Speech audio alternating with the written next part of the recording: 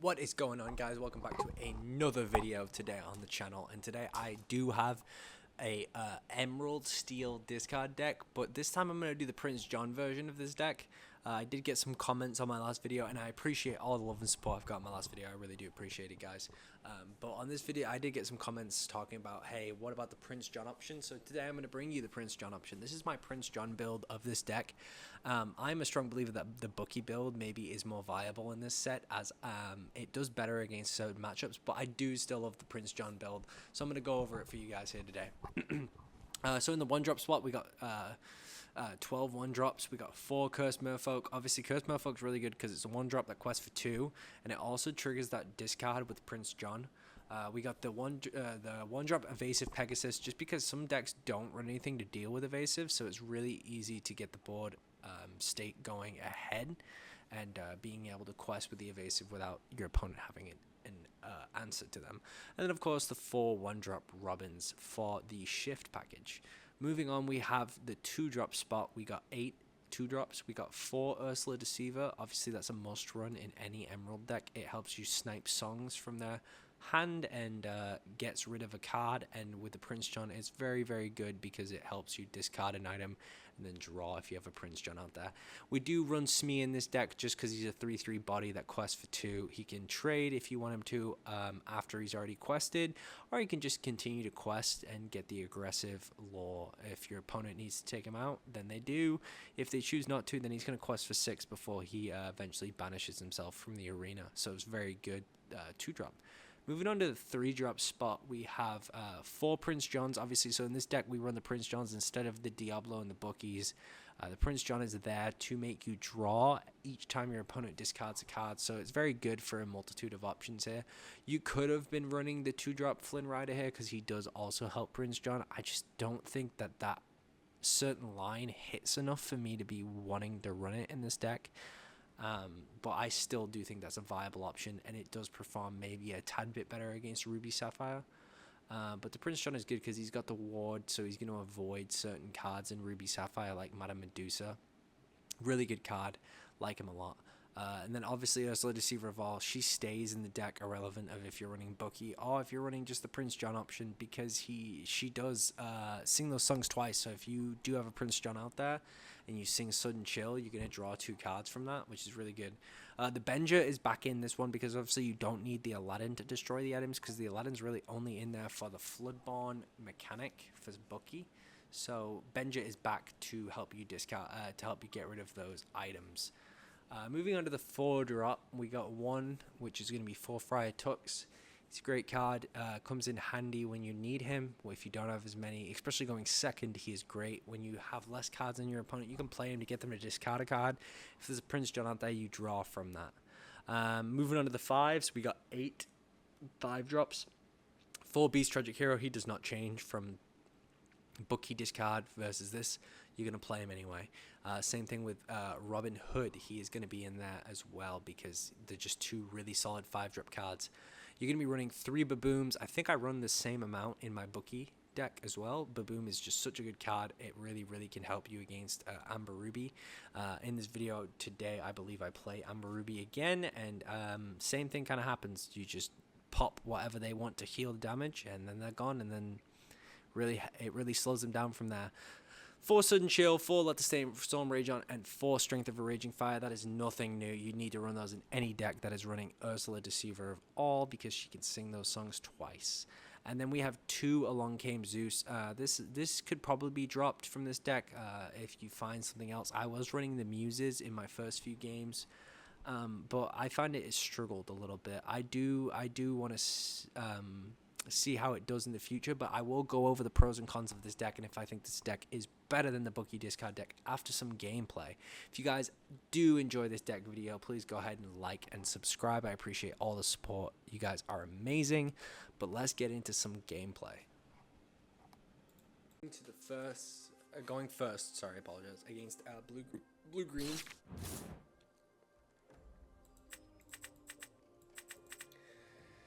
Alright, we're going to keep both the songs. We're going to get rid of the Smee because our turn 2 is probably Baboom. So a 1-drop would be nice. Whew, that's too many songs to have in your first hand for sure. I mean, it helps us because that Ursula Deceiver is probably going to come out, but I mean, that's not good. That's just not a good opening hand Deceiver right here.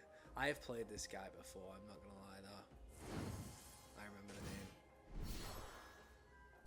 Put a castle.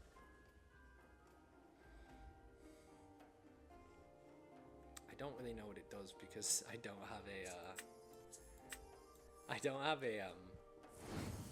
don't actually have that card updated in English. I need to update my cards because something about getting one. Okay, he's gonna play a hidden incaster. I'm gonna get rid of the strength to play my Ursula.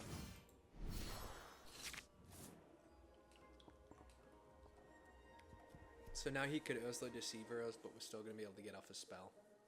Whether it be Sudden Chill, Strength, or let the Storm Rage on. Hopefully let the Storm Rage on, but he could definitely take that from us. What does it cost to move your character here? 1. Not really too concerned about the location. It doesn't gain law. I mean, he can move something there. Well, he can't move that there. So we'll just go boom. We'll take that for 2. We'll take that for another 2.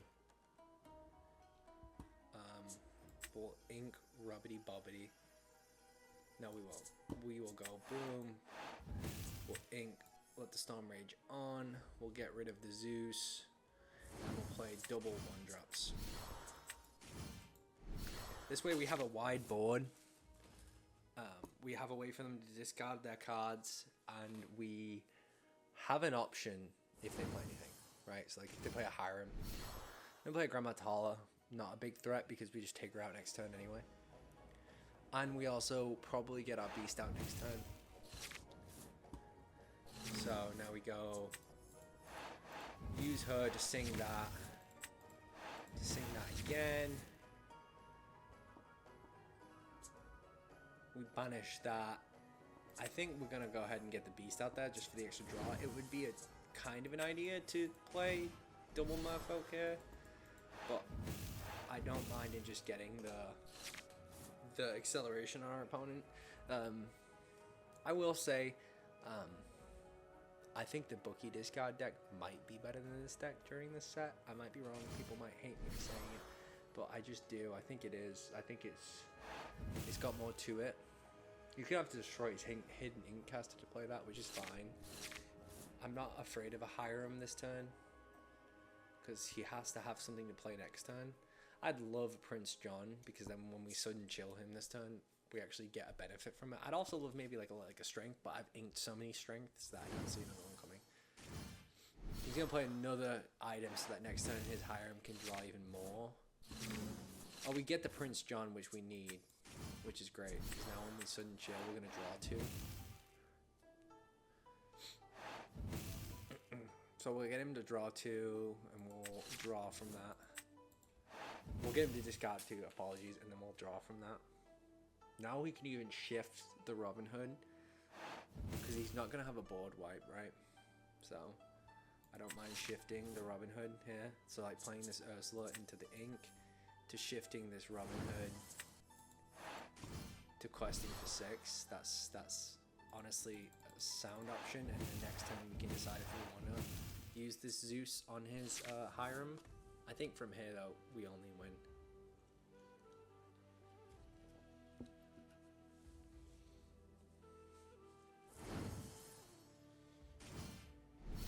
Gonna drop mid with a Gothel, which is fine because we can go play to destroy that, right? To play, then we can just quest out.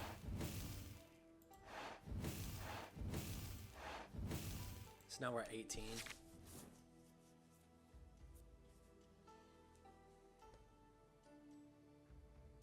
So that should be game from here. I mean, our opponent's probably not going to have anything that can really take care of our side of the board. We just got really wide this game, which is really good.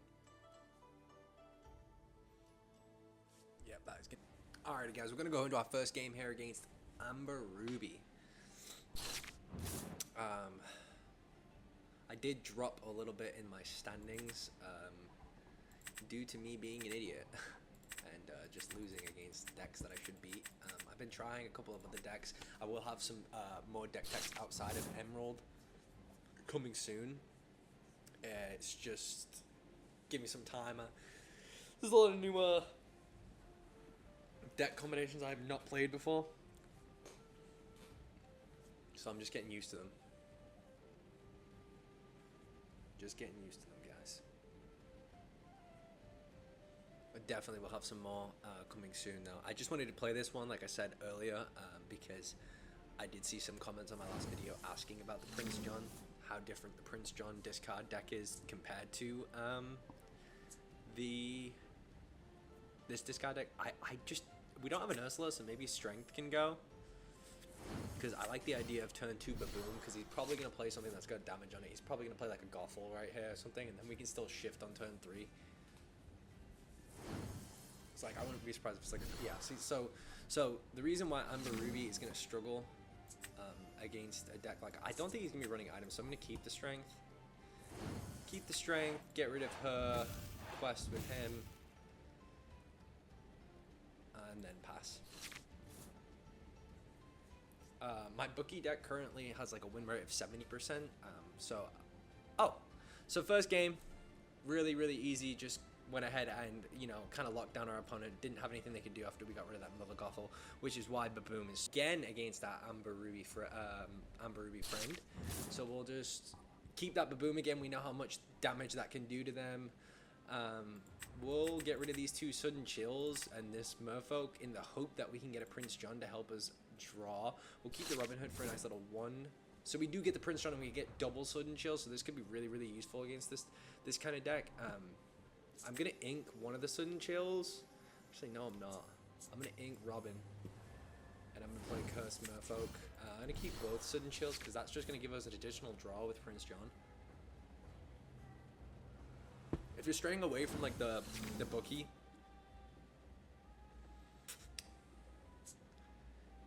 if you're straying away from the bookie, then it's really difficult to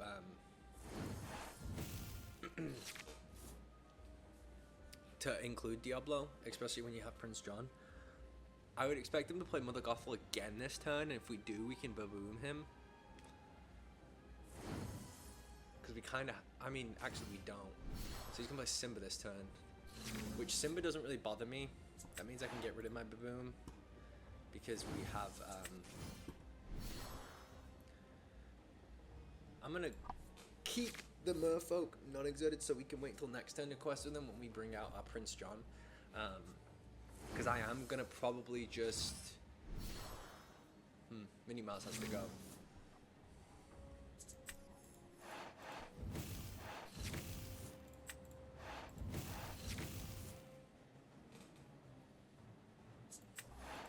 Minnie Mouse is going to have to go. And then we'll go boom, and then we'll look to see if they got anything in the hand that we can get rid of. They don't. They're gonna have a super goof that's gonna come out next time though. I don't know if the super goof really bothers me as much as it should. He's probably gonna bust out the super goof here and hit our oh, he's gonna play Gaston, which I don't know if I would have done that, to be honest with you. So he's gonna trade into the Merfolk, discard, so 1, 2, 3, 4. We can almost get him to discard his whole hand here.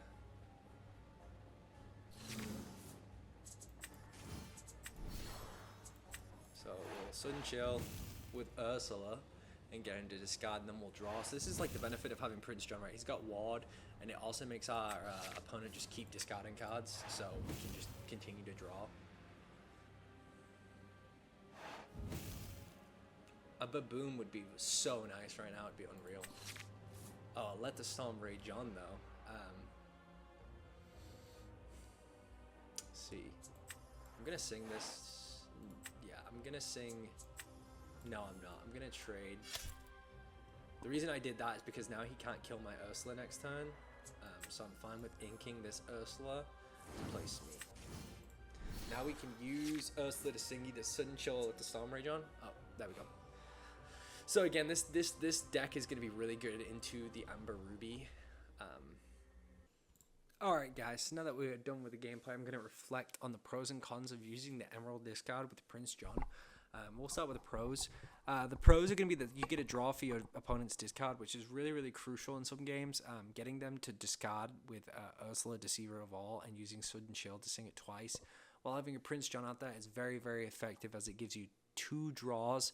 Prince John also quests for 2, so versus a Diablo, he's going to affect the game more, as well as having a ward to go ahead and dodge those Madame Medusas and such. But the draw for the discard is really the main benefit you want when using this Prince John deck. Moving on to the second pro, Ruby Sapphire matchup. I do think that you may have a better matchup using a deck like this than maybe with the Bookie discard.